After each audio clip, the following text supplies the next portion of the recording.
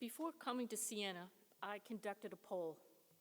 Unscientific, but I feel confident in the results. I reached out to colleagues and asked them for just one word to describe the work of William Albert Allard. In what might be a journalistic first, the results were unanimous. The word, intimate. Bill Allard's friend Vince Musi says, "No photographer has made me want to be a photographer more than Bill. His work is elusive, rhythmic, poignant, and always personal. He creates a longing for another time, an appreciation of another life, for another generation, with the permanence of music, of love songs that will play on and be sung long after we are all gone." Of all that has been written about the man and the work, this, for me, gets to the essence of both William Albert Allard and his photography. As a writer, a musician, and a photographer, intimacy is at the core of all that he does. Or, as you heard him say earlier, how are you going to do superior work if you don't care? Work and Bill are no strangers. Long before he came to photography, Bill chased hard after goals. Whether it was to support his family or to pay college tuition, Bill did what it took. He drove a truck, managed a cocktail bar, he even sold his blood. He pursued school thinking he wanted to be an artist, then a writer, and finally he found photojournalism, a profession where his love of words and images gelled. An opportunity to intern at National Geographic magazine cemented that choice, and in my opinion, changed the course of photography at the magazine. From day one, Bill brought raw honesty to his photography and to the stories that he wrote, challenging the status quo through his color palette, his capture of moment, and his words. I will let him tell his stories tonight, but when I joined the staff many years later, Bill was still leading the way. As photographer James Noctway put it, mention the name Bill Allard, and images that are indelibly inscribed in my memory instantly appear in the foreground of my mind. And so do words: soulful, idyllic, muscular, textural, human, authentic. What often goes unremarked is Bill's love of music and how it influences his work. Or, as his daughter Terry, herself a gifted musician, told me, "If this photography thing doesn't work out, Dad is a pretty good singer." She shared some lovely early memories of waking up to Bill, both editing and humming, setting his slideshows to music. One story in particular stuck with me. At a gathering of National Geographic photographers and editors, as Terry and her siblings went up to bed, someone broke out a guitar, and Bill led them in singing, "Leaving on a Jet Plane." We are all better for having had Bill get on those planes. Please welcome him to the stage. Save that for me because I couldn't hear a word. Thank you. Okay, I want to get a couple of things off my chest here first. I don't have notes or a script for my presentation, but I have a few things I wanted to say from the course of what's going on today. I'd like to speak momentarily to those of you in the audience who might be beginning photographers, young people, middle-aged people, whatever age you are. And that is that it's hard to say this at a photographic festival, but don't look at other photographers. Don't look at it. You know, you normally can't really say that at a photographic festival, so I wouldn't say it, would I? No. But what I will encourage you to do is to look at painters. Look at painters of various eras, the Impressionists, the Dutch, whomever. It's all about seeing how they handle space. the geometry of space, the feeling of space, because that's what it's all about. So I encourage you to do that. A couple of other things I might say to you is try to develop your own ability to self-criticize, you know, and that's hard to do, but you want to be able to do that. You want to be able to do, am I now? Is this good? Can I do this better or whatever? Because there are a lot of people out there that will do it for you, and they might not goddamn know. They just might not know any better than you do. So try to develop that ability to self-criticize. And probably first and foremost, don't ever worry about being the best. What you want to do is be a little better today than you were yesterday, a week ago, a month ago, or whatever, you know. Might come in slow increments, but that's all you worry about. My eye doctor, before he retired recently, had a wonderful little thing I think his wife embroidered and framed, which says, sight is a faculty, seeing is an art. And that's really what it's all about, you know. How well are you seeing? And as I say, look at other things. Other than that, I say, yeah, everybody is a photographer today. Unfortunately, that's probably true. I'm probably the only one in this room who has never taken a photograph with my cell phone. Yeah, I haven't. And I kind of worry about that. I should have Ani work with me on that, because if the world comes to an end and I don't have my Leica, I'd be embarrassed if I couldn't make a picture on the phone. So, sight is a faculty, don't worry about being the best. And then what we'll do, I have to share you with something. I've been credited, I'd like to think it's true, with back in the 60s when I started as a summer intern, summer of 1964. I was 26, married, had a wife and 4 children, ages 1 through 4, back in Minneapolis, and I had this summer internship job. But I got lucky, I got a good assignment. And I've been credited with my early work kind of changing the look of the National Geographic. I'd like to think I might have something to do with that, although it's nothing terribly profound. All it was really was intimacy. And that's what I've strived for throughout my career. I want to make photographs that tell you something about that person. Now, I'd like at this point to go to that wonderful series that Pam and others at Geographic did on photographers and show my entire 2 minutes or whatever it was. So I guess I do that by going this way. Boy, that's bright light. Yeah. It's not a normal life, the life of a National Geographic photographer, any way you cut it. I mean, everybody thinks, it's just the perfect job.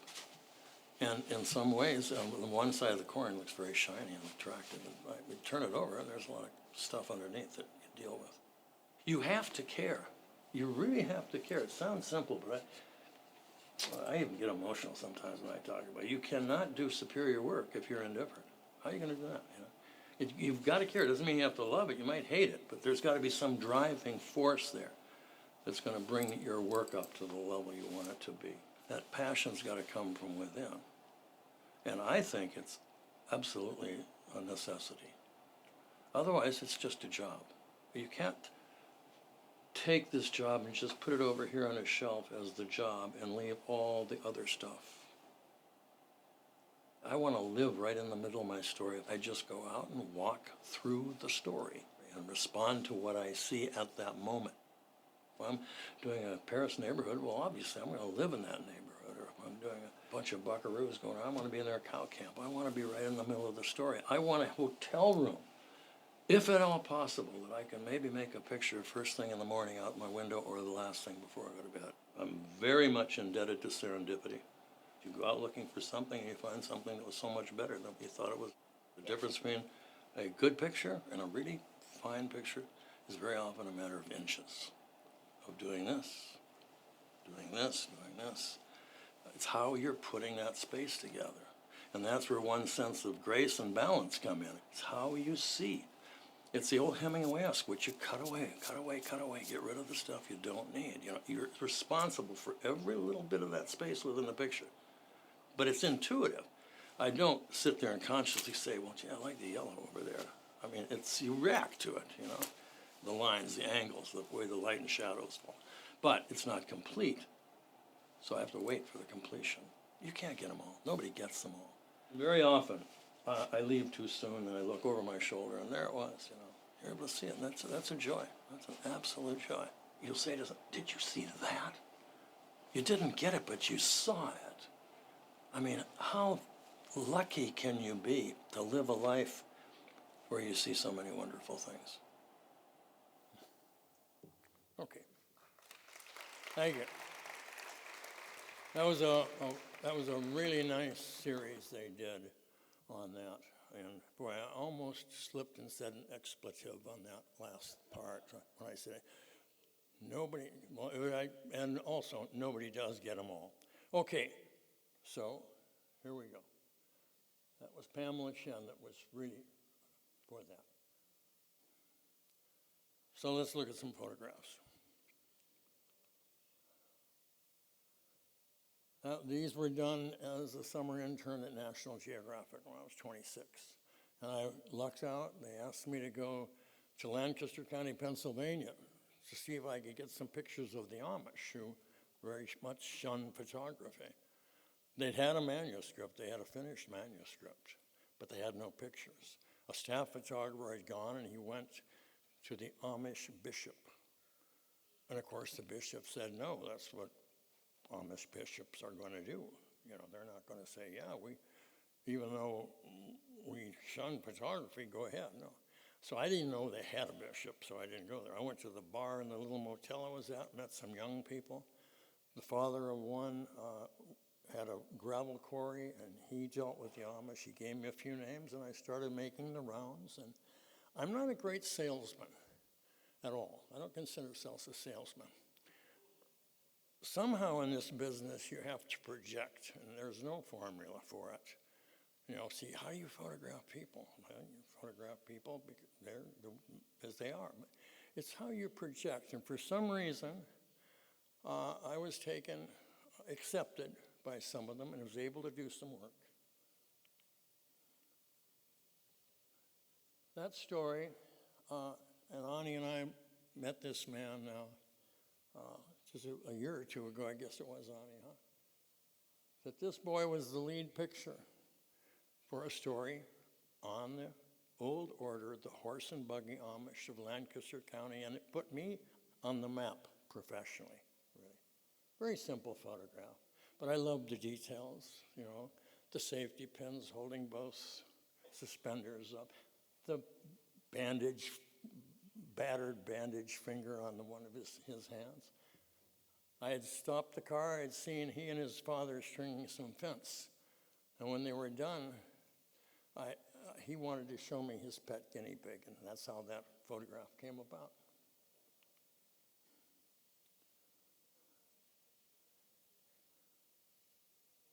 Amish fields. Now look at that delicate little girl, absolutely fearless beneath the heads of those huge draft horses, because that's her life. That's what she was born up with.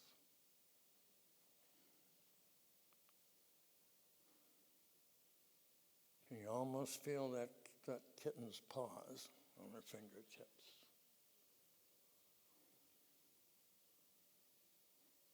Oh, we're not getting the bottom of that. That's a shame. Huh. Oh. Boy, I'll have to tell you the year these were made, I guess, because we're not getting it on the screen. Should have made a test on that.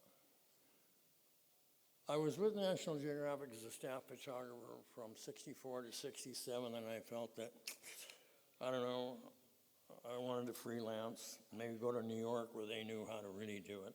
I found out that wasn't really true at all. But as my first freelance assignment, I was able to go to the Basque Country of Spain and France. Another photographer had the assignment. He got there for a week or two and decided he wanted to go to Poland to go to a film school. So I got the assignment. It was lucky. I really, even though Basque is an impossible language, of course I didn't speak French or Spanish either, but I felt in tune with that place. I remember coming down the mountains one day, and my Basque friend, who was kind of helping me, showing me around, was the first one to tell me that wonderful quote about dusk. You know, it's not quite still daylight, it's not quite dark. It's a time between dogs and wolves. I'll never forget that. But look at those ancient faces. Damn, 1967. Ancient faces. They're listening to a poet. That's what it says below there. Now, if this was a student's work, I would have gotten all over that student. Why did you make it so abrupt on the bottom horizontal line of that?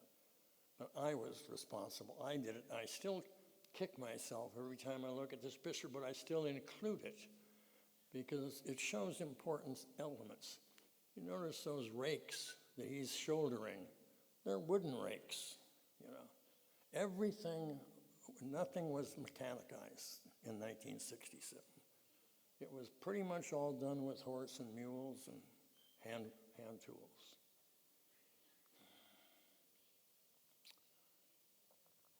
I met this girl as a middle-aged woman not too long ago. We visited the little town of Behorlegi. These children used to play in the cemetery. It was just up the hill from the village. And she's looking at me, I'm looking at her. I love the wrinkles in the dress, the little black boots. This is kind of maybe my signature image. I was visiting a little village of Behorlegi one afternoon. I made a number, almost daily, if not daily, very often. And I was looking down to the right, down the slope of a vineyard. And I heard a woman in the village shouting out, calling out something. Of course, I couldn't tell what she was shouting out, but. And then a few moments later, I heard this kind of pitter-patter on the road, and I turned, and these two girls were running home. And I raised my Leica, and I made 2 exposures. And I remember getting that feeling that, unfortunately, we photographers don't get often enough, and that was a kind of an interior click that told me, Allard, if you didn't screw that up, that could be kind of nice, could be special. So, of course, those were the days of film, very slow films, by the way. And I shipped my pictures in. I don't remember any of the picture editors telling me anything special about this picture. So when I got back, of course, I always tried to look at if they had been edited, I looked at the discards. I looked at the rejects first to see where I failed. Why had I failed? But anyway, I got to these 2 exposures, and one was blur, just a nothing. I trashed it. I wish now I'd kept it. But the other one was this, which is just kind of magical, because I've written about this, they're not running, they're not skipping, they're kind of floating. They're floating, as if in grace and innocence.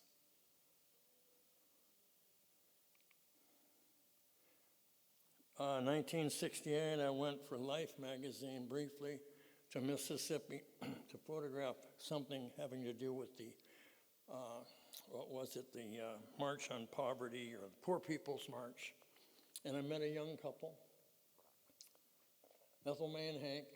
They were, I think, 17 and 16, living together.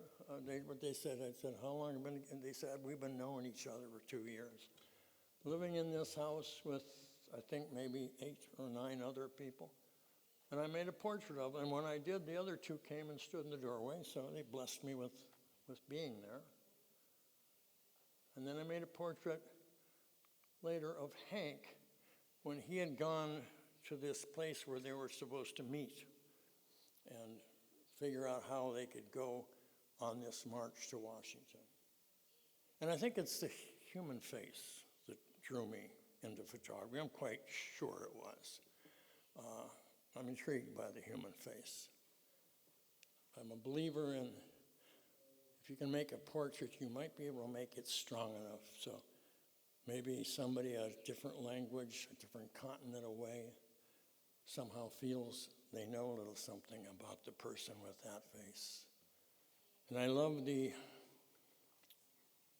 imperfections of this picture. I love the angle of Hank's cap, that little bit of undershirt that has come up under the collar, the unbuttoned button down from the top button, and best of all, that little splotch of blue paint that absolutely echoes the blue sweater. I mean, how goddamn lucky can you get? It's strong. I did a motorcycle. I got Geographic. They wanted me to, one of the top editors wanted me to do a story on the U.S.-Mexican border as a writer and photographer. I can't remember how many of my stories I wrote. I never wanted to be a general assignment photographer as a writer. No. I only want to write the ones I really want to write or I feel I have to write. But I convinced them that a motorcycle was the way to go. So this was not from that. This was made in Oaxaca. I should remember exactly the year. It's in there somewhere, but here the gesture is so important. The gesture and the little things like that slipper that's half off her foot. The yellow chair that echoes the yellow wall. And most importantly, the gesture. This was on the U.S.-Mexican border trip, 1970. I don't think that young woman had ever seen a Manet painting or any of the other paintings that dealt with the nude, but she has a very regal-like attitude, definitely an attitude, and a certain really place. Now, did I think the Geographic was going to run that picture? Of course not. I knew they weren't going to run it, but this is something like what I was talking about the other night. I guess it was last night. You know, you do not make a picture because you don't think your source is going to publish it. No. You make it because you feel you must make it. You have to make it. You know, and if it never gets used by anybody, well, that's too bad. It's not the end of the world. I certainly would want it in my body of work. Andonia, Brazil. Another story I worked very briefly on when they were cutting down the rainforests in Brazil. And this girl, lovely girl, Bernice, has malaria. Bernice had, I think that was 88. I should know all these by heart, of course, but I've depended upon this set of pictures put together with the captions. Lovely girl, and she'd had malaria maybe 5 or 6 times, and she couldn't go to school this day that I saw her and made a portrait of her in the window of their home. But she was prepared to go to school to take a test because she had all those little notes on the palm of her hand written. And she had that lovely blonde hair. It's like almost the color of corn silk. Lovely. I'm sure she became a beautiful woman. I hope that she had a nice life or has a nice life. This is a subject that I started in 1969 because I had done work with the Old Order Amish. Somebody at the Geographic had heard about a group called the Hutterites. And they asked me would I go out and explore and see if it was a story for Geographic. Well, the Hutterites live in Montana, North Dakota, 3 provinces of Canada, and they're communal. They live on communes of anywhere from 50 to possibly 100 people. And the women dress in old-fashioned long dresses. The men all wear suspenders, and when they become married, they get bearded. And I really fell in with them, and they accepted me. I went in there because, again, it wasn't something they would normally allow or do. But somehow, and I got a great compliment kind of through somebody else. There was a writer named Earl Ringo, a very fine writer, and she was working on a book called The Photographic Essay that was about me and my work, and she visited with some of the Hutterites, and the one Hutterite man told her, and it surprised me, he said to her, I never met a man that fit in with us so much like one of us. I don't know why. I'm certainly not a religious person. I certainly wouldn't want to live under the restrictions they have, but I always felt at home. And they're like, my one daughter says, that's your second family, Dad. So that's the late Joe Stahl. That was done in 1969. And these are later. These were done in 2005. The day they were docking the tails on the lambs. Girls on the swings and men having a baseball game in the background. That great Montana landscape. That's also was in 1969 was my introduction to Montana, which I totally fell in love with. I love Montana, especially the western part. Kathy by the window lights.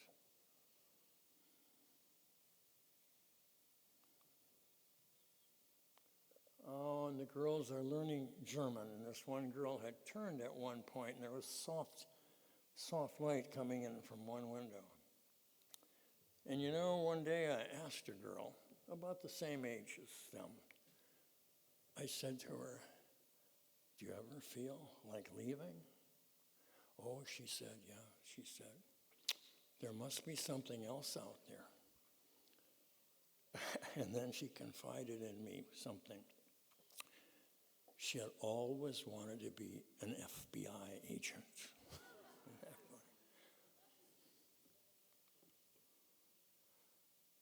Bill and Karen's wedding. Now, when the bride will come, and Karen was from a colony up in Canada, but she will come now and live at the colony of the groom. That's the way that works. Leonard, he was a great guy. I met him when he was first a kid in '69, and always had a joke on. Everybody liked him. He helped out a lot of hunters, showed them where to go, and but he got cancer, and I heard he passed away, and I went out to photograph the burial. There we go. Thank you. I don't know how you did that, but I thank you very much. Stephanie at bat. Whenever I look at that, I can't help but think, what was Stephanie thinking about? What was she thinking about? She had a sister that had recently run away, had left the colony with a young man, and they'd gone off. And then the lovely accent of those Red Sox.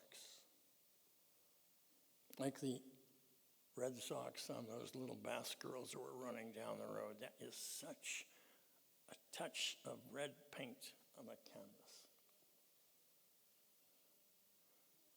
I had a long love affair with the American West. No doubt about that. Carried my own saddle even for a while. That was not an affectation, but I've owned horses. I can ride a horse, but I am not a horseman.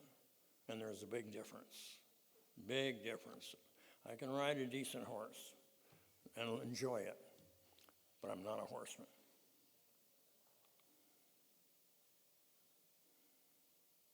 That's one of my other kind of signature images.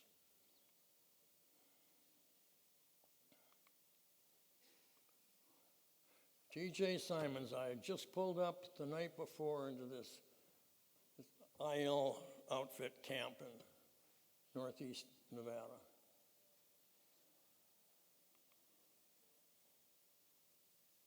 Ricky Morris riding on horses.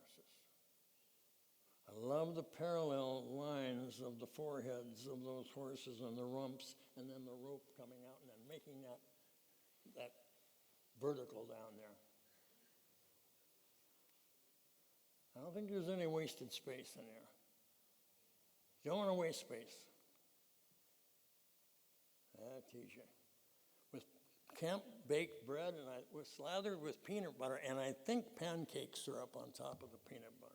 Could be wrong, but I think so. With a shirt he'd gotten the day before. Because they'd been out, I heard the story that they had been out riding a circle the day before. And for some reason, TJ was getting dizzy, almost falling off his horse. So they got back into the camp, they put him in a pickup truck, and they rushed him to Elko, to the emergency ward, and I guess he was kind of in and out of consciousness. But when he came to, he evidently came to, and all these medical workers were garbed in green. And TJ said, "God damn it, I'm dead, ain't I? I'm dead." Of course he wasn't. He just kind of heart palpitated or something. And then, of course, when they're done, they're in town.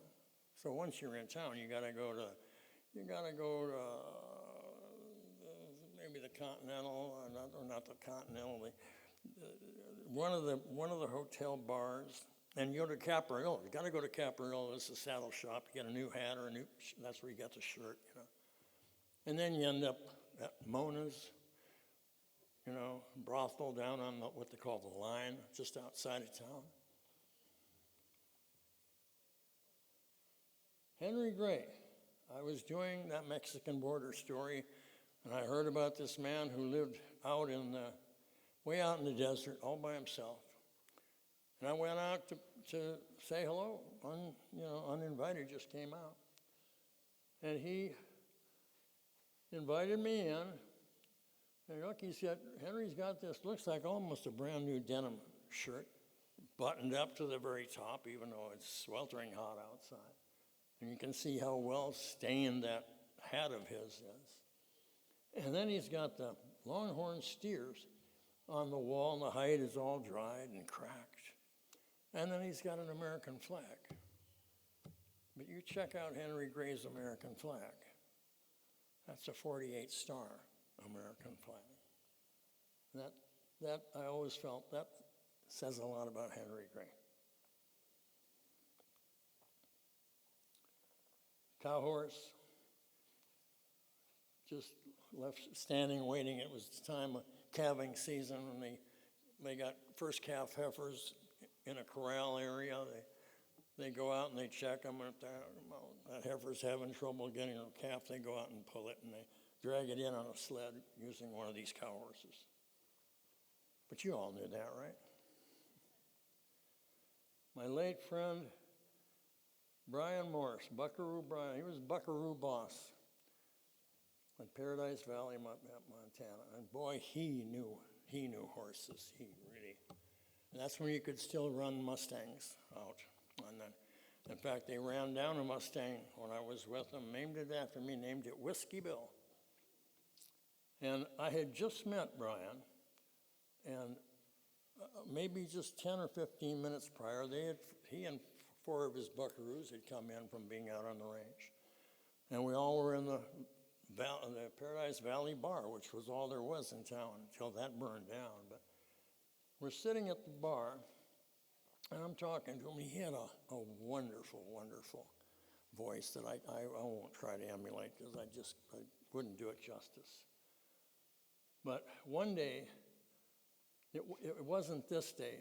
This is when I made this portrait. But later, when he and I were at the bar, and we were going to leave the next day for a 4 or 5 day cattle drive, and I asked him, I said, Brian, you know the way everything's going with hell down in Texas, they're chousing cattle out of the mesquite with helicopters, you know. Everybody's got pickups going and this and that. You think the man with a rope and a horse will ever be replaced? And he looked at me and he said, Bill, they ain't never come up with nothing yet that'll take as much abuse as a cowboy. Sid Wilson told me, I was on a motorcycle ride, told me that he drove the last stagecoach. A stagecoach, if you don't know, you probably do, but a stagecoach is a carriage pulled by usually 4 to 6 horses. In the days before the railroad was in, that's the way you went from one town to another. He told me he drove the last stagecoach to leave Tombstone, Arizona, and that would have been back around early 1900s. Stan Kendall.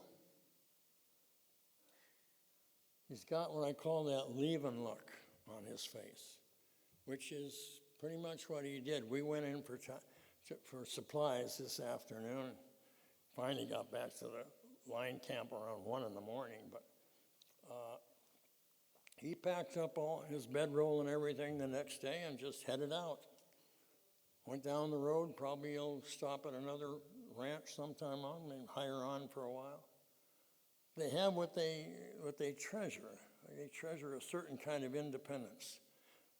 They've never made much money, a working cowboy, but they've always kind of had that independence. The Isle Ranch, I love that dawn light. That dawn light is a superb. And I love some of the details here also. I didn't know, what time did we start? Oh, I see the clock there. I'm doing fine. There's 3 dogs. There's 3 dogs there. There's a shovel, which they'll use to smother the fire when they're done. They were, this is in the morning. The night before, they'd probably had a little whiskey. You see the overturned, the cop, you keep Ricky lacing up his boots. You don't see any of their full faces, which is what I like about this picture.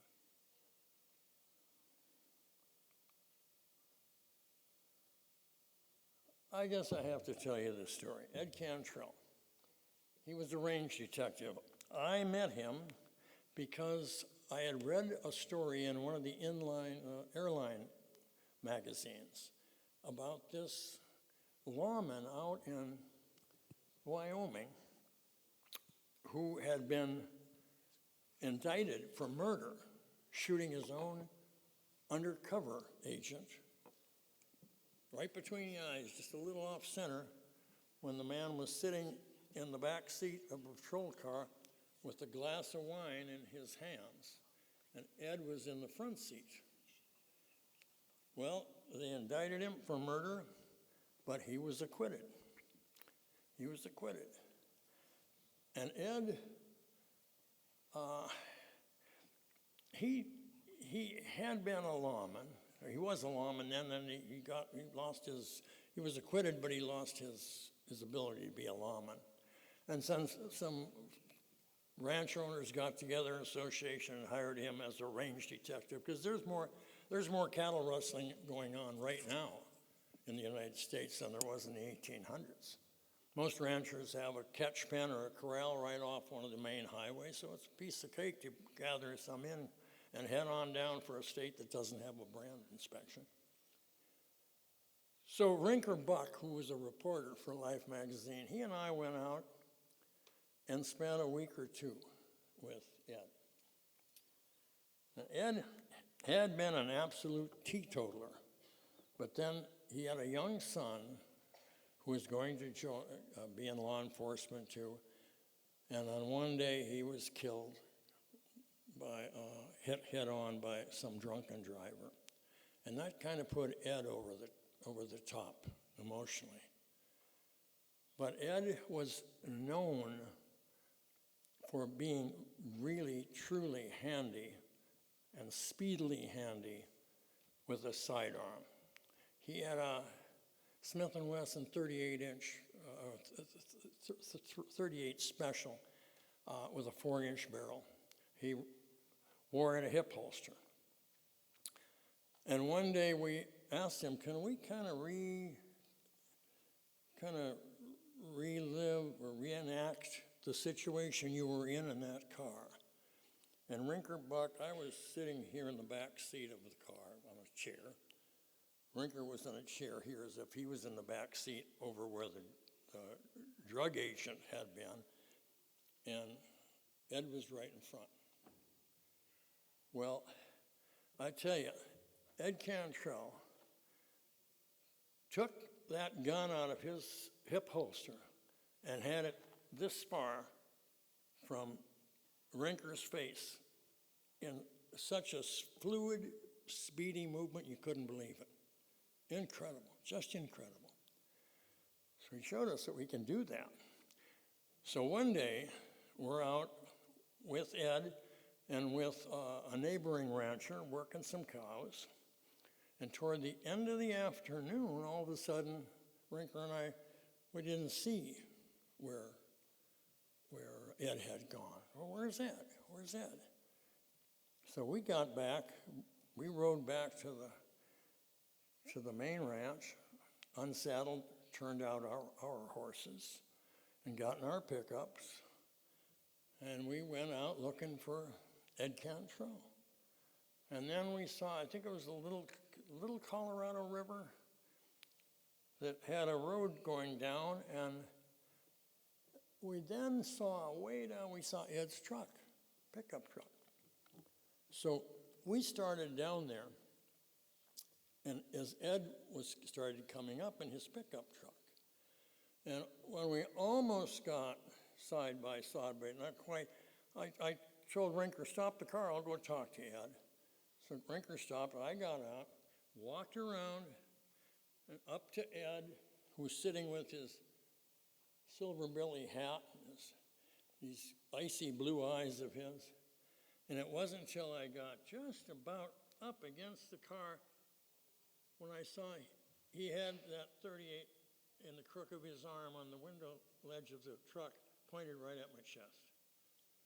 I gave out of a couple expletives, and I said, Ed, what are you doing? You know? And I thought, I can't turn and run. He put one right in my back.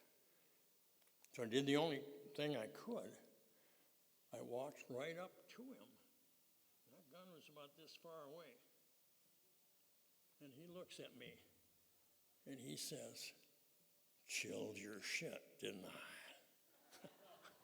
I said, oh, goddamn, yeah, you really did, Ed. You really did. You know, I've been around guns all my life. I grew up in Minnesota. But rule number one with any gun is you don't point it at anything or anybody you don't intend to shoot. And you don't even think that it's reloaded. You consider any gun possibly reloaded. So I long ago, I guess, forgave Ed Cantrell for that, but I never forgot it, never forgot it. He's passed away now.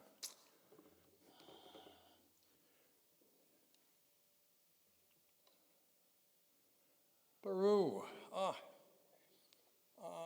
In 1981, I was coming off, I'd been doing some Western stories, but then I started kind of gravitating. I think I went down to, where did I go? Costa Rica, I went someplace, but I heard that there was going to be a story on Peru.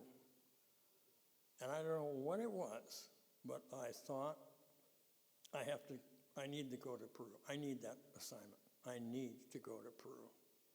So I got it. Changed my life in many ways.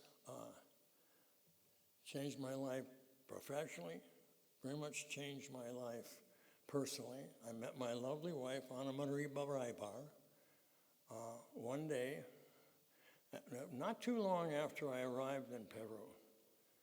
I was, I don't think she'll contest that she's here. I was walking in the Plaza de Armas in the town of Ayacucho. It was up in the Sierra.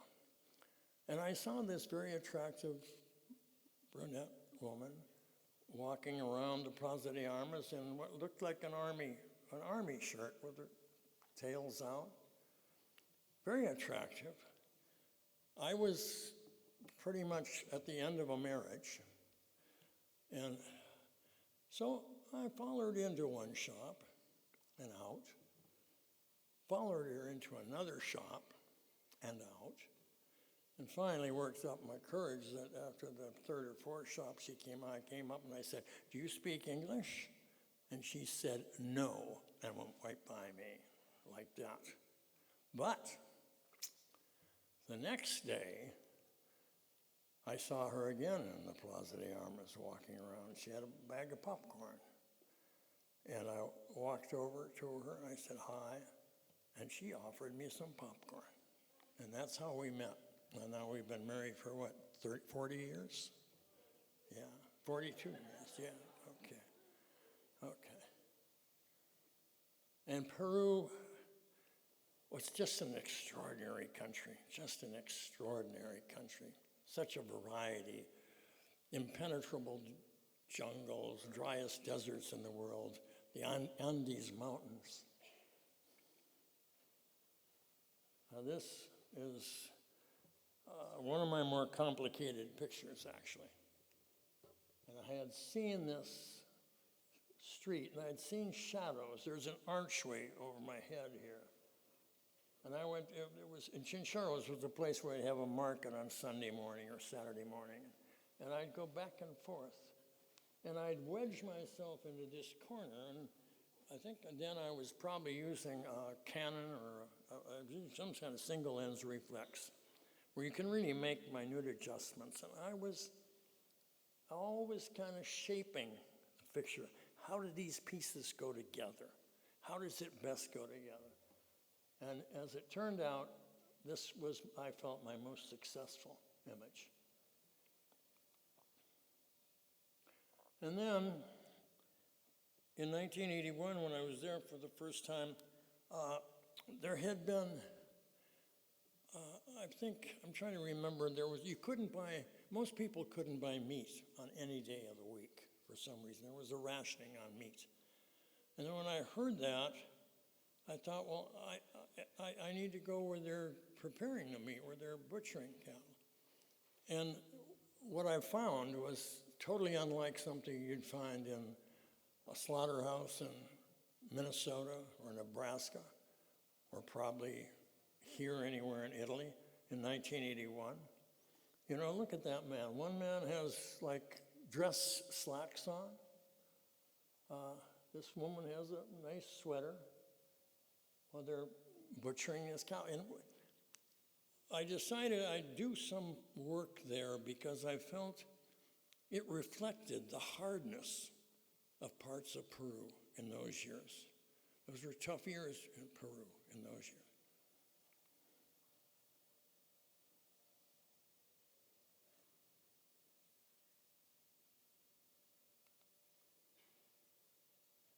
the ghost pig, a little strobe on top of my camera and the ambient light.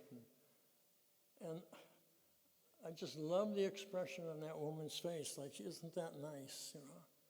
And she's got a baby swathed in a blanket there. And then the other details, the smears of blood on the wall. The number 107, what does that mean? You know, what is 107?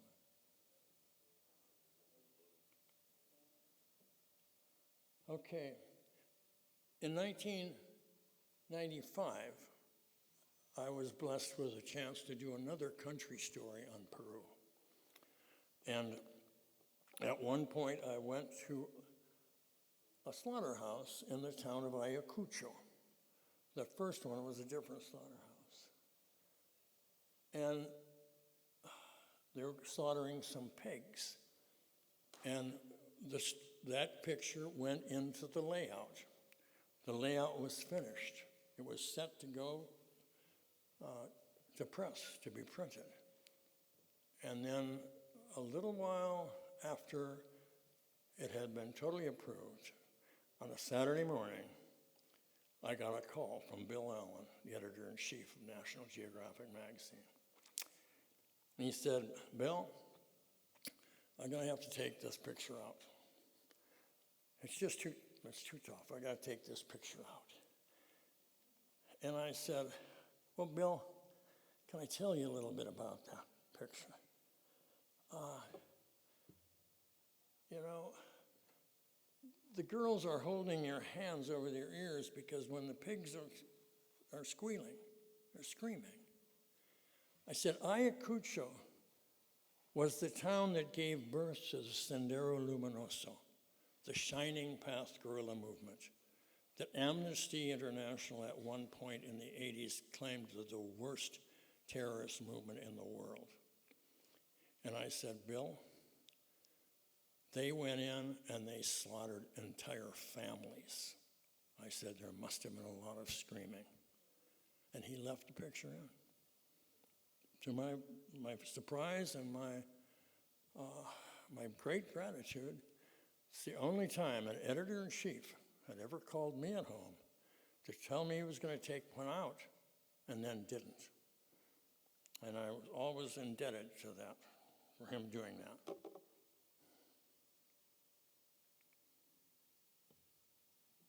There had been an earthquake in a town inaccessible by car.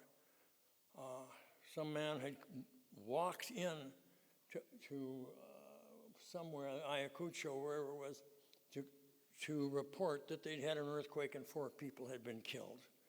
So the military sent a medical team by helicopter to that village, and I hooked a ride with them. And these young girls are looking at their neighbors being inspected by real doctors whom they'd never, ever seen. And they were literally awestruck. Very simple picture. Woman bending over stacks of salted fish. And this is a picture that resulted in me being able to give something back. You know, you listen to the dialogue of photography, and it's pretty predatory. Oh, I got this, I shot this, I captured this, you know. You get. What do you give back? Well, in this case, this boy had been taking his family's small band of sheep home one afternoon. A taxi driver came touring down the road, blew right through that little band of sheep, killed about half of them. Those dead sheep, those sheep are this family's income. Look at the way that boy is dressed. Look at that sweater. Look at those cross-stitched trousers. Look at his sunburned face and his tears. What is he going to tell his mother and father? And when I got back to the Geographic and I saw I knew the photograph, I said, we have to run this. We really need to run this. What I didn't suspect, probably should have, but I didn't, is the response we got from the readers. They started sending in money. A classroom of kids would send a $5 bill.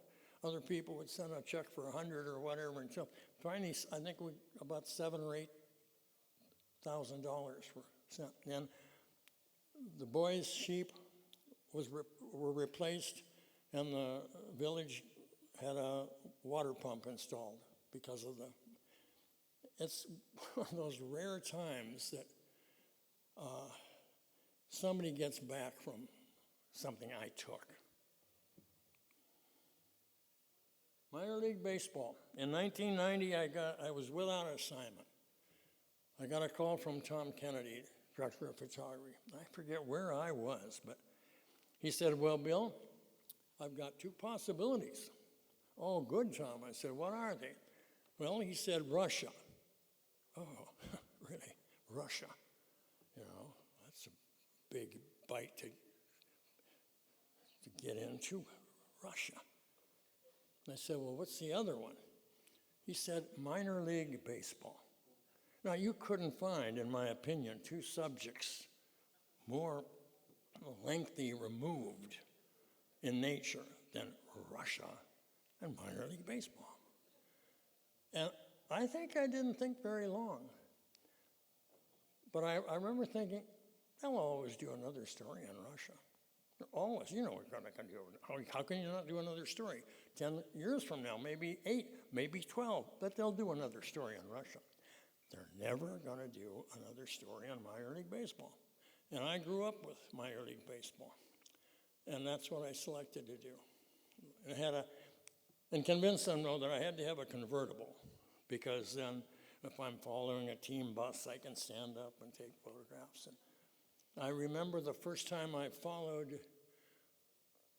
and I stuck with the real lower minor leagues, the team coming out of Stockton, California. I think we were heading for Reno, and we were going up through orange groves. And I still remember the fragrance, you know, with the top down and the fragrance of those orange groves. It was really lovely. But I photographed very little action.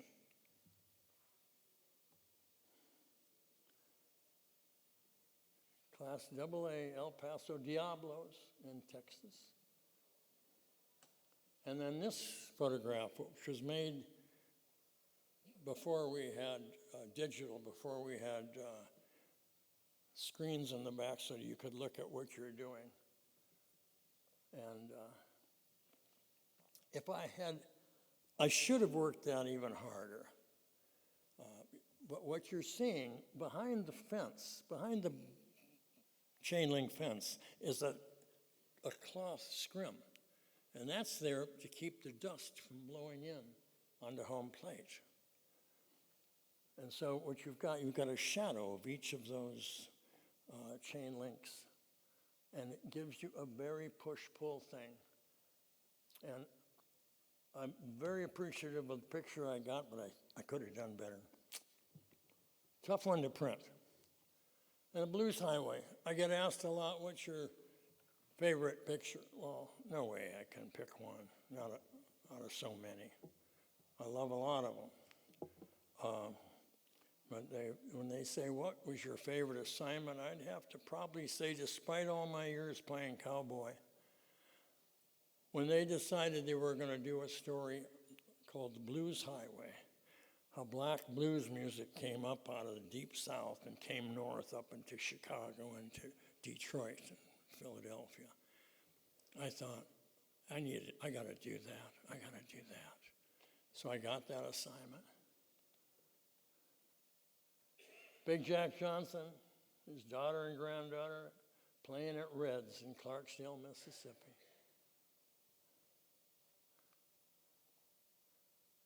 The late Luther Allison, B.B. King's on Beale Street. And you know, I used to be in there. Great assignment, you know, stay up late, get up late, go to another club, go to a juke joint, hear this great music. And I'm thinking one day, yeah, man, I'm just having a great time, which was very important to me during my career. I always wanted to have a good time. I really did. So I'm having a great time. I'm making these great pictures. And I stopped and I thought, wait a minute, Allard. Okay, yeah, you're having a great time. Are you making great pictures, or And that's when I came to this thing that there's a metaphor I use that you think of the quail hunter that's walking through the field. And a covey of quail get up 30 or 40 birds, and he raises his gun and he fires. And he doesn't raise a feather. Why not? Because he didn't pick a bird. You gotta pick a bird. You're surrounded by great visual material. Pick a bird. Doesn't mean you have to spend the rest of that afternoon or evening on it, but slow down and make use of your opportunity. I've made a lot of failures. I don't think I told you this at the beginning, but I got a very backhanded compliment once from somebody that said a friend of theirs had been a summer intern or something, had been invited to sit in an editing session with a picture editor who was editing some of my work. I don't remember what story it was. And this guy said, God, I was looking at it, and Allard's making all these turd pictures, and then there's something so very poetic. And I thought, yeah, okay.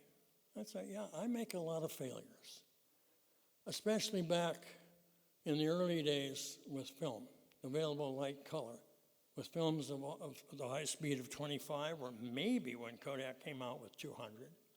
I made a lot of failures. But what I was trying to do always, and to this day, which is much easier with digital, is to bring that ambiance that I was experiencing to the viewer. And you can't do it with a lot of lights on sticks and things. I mean, you can fake it, but it's not going to be the same thing. So that's my goal always, to get that ambiance.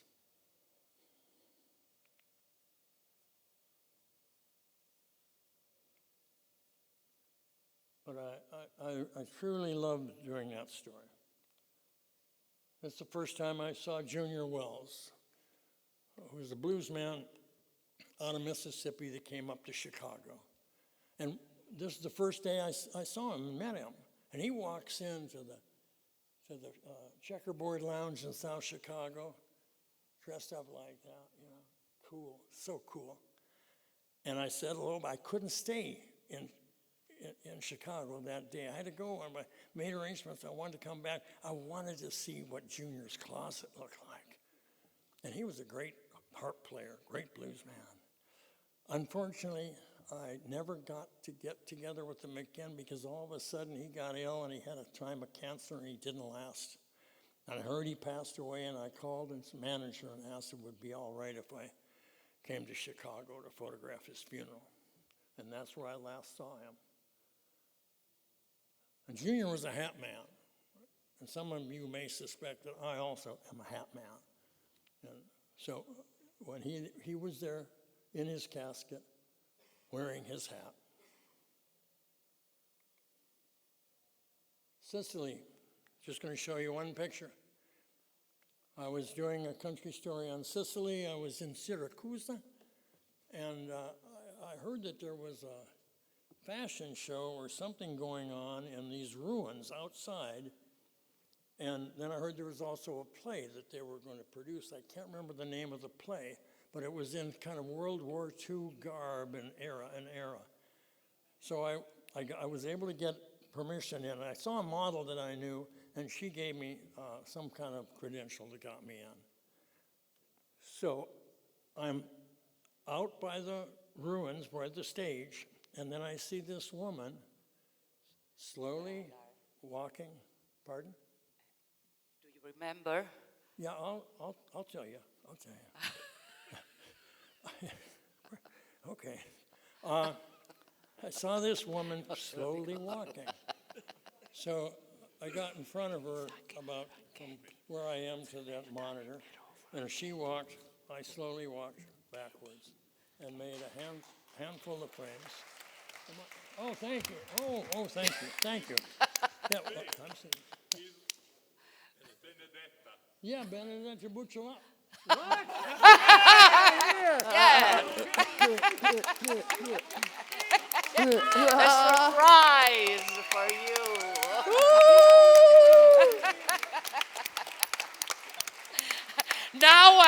take a photograph of you.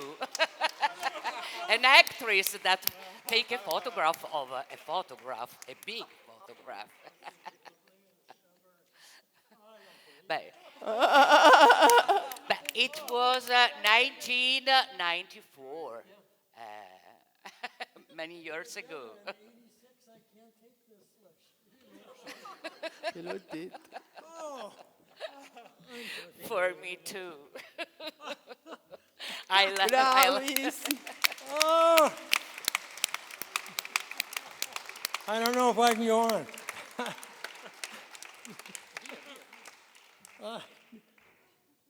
God, you can't do this to an old guy like me. Huh? Whoa. Well, and that's all we said. I said grazie, and she nodded, and I stepped aside. And she ended up on the cover of the magazine and gave us permission, as I recall, that it would be all right to use her name. I've even got little pictures of her hanging on my Christmas tree. Jeez, unreal. Totally goddamn unreal. Okay, Paris, this is my final, my pictures, and next to the American West, my true love for a place. Now that, I like to think is kind of my Paris masterpiece. I mean, how do you do a picture that shows the Eiffel Tower? They look like every other picture of the Eiffel Tower. But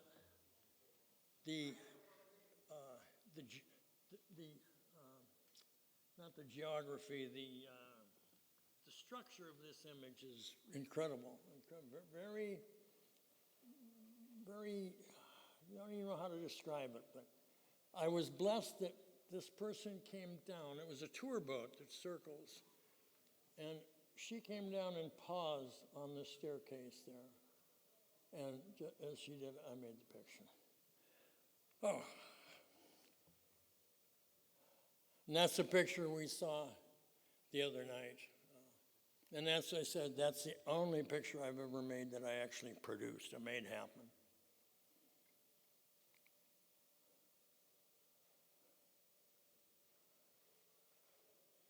I love being backstage much rather be backstage than out on the runway. Quick. God, I've been going 59 minutes. Musée d'Orsay.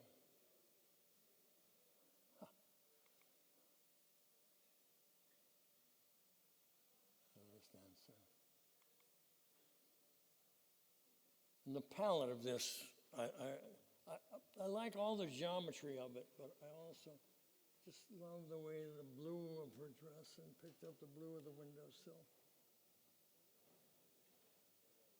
It was quite a while before my auntie saw that cat in the window. You don't notice it right away now. And I was flying from Perpignan to Paris on a plane, and sitting next to me was a young Frenchman. And I'm looking at my pictures on an iPad. And I got to this one, and he said, "That is so French." And that to me was such a wonderful compliment. I thought, I want all my pictures to be thought of in Paris as so French. A park where the Impressionists went in the 1800s to paint. In the summer, the mayor of Paris trucks in tons and tons of sand and creates a beach along the Seine.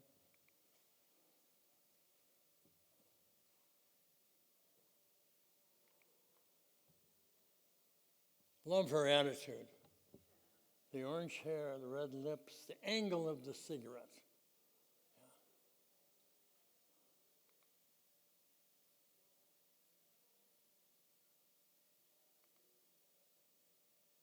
Hated those locks. I just hated them. This is the bridge, the pedestrian bridge. Those bridges were not made to carry that kind of weight. So eventually the city cut them all down, and then they had to put up sheets of metal which are ugly, but they had to put something to keep people from putting those stupid love locks on.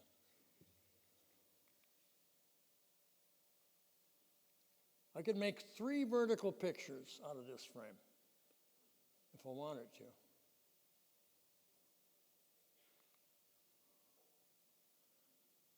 And, you know, I normally don't want anybody looking at me in a photograph, a candid photograph.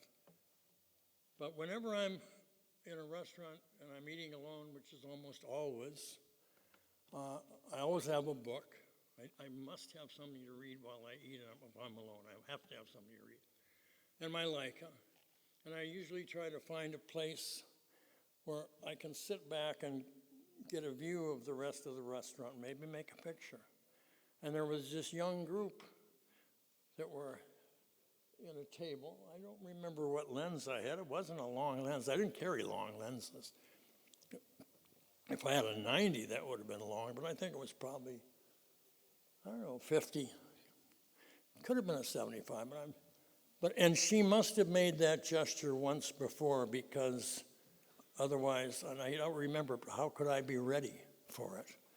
But when she turned and to exhale, and for just that fraction of a moment, her eyes and mine met. And it gave that little tiny touch of kind of intimacy that I think is at the essence of this picture. A moment, very, very bright moment. A bus stop right across the hotel from my little 2-star hotel, my hotel called Paris, France. Nice little hotel for a 2-star. And I thought, oh boy, I'm going to come back and really work this bus stop.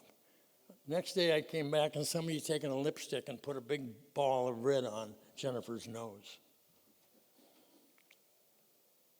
And this is the last picture from 1988, the Brasserie Les Odeons, which has a lovely zinc bar. I used to hang out there a lot back then. And that will be the new cover of my book on Paris, which is going to be reprinted by an American publisher to come out in the fall of 24, next year. And it'll look like that. Paris, William Albert, Eye of the Flaneur, which is what I am when I'm there in Paris. A flaneur, where you just go out with nothing intended but the ability to marry in to whatever you come on. So thank you for your time.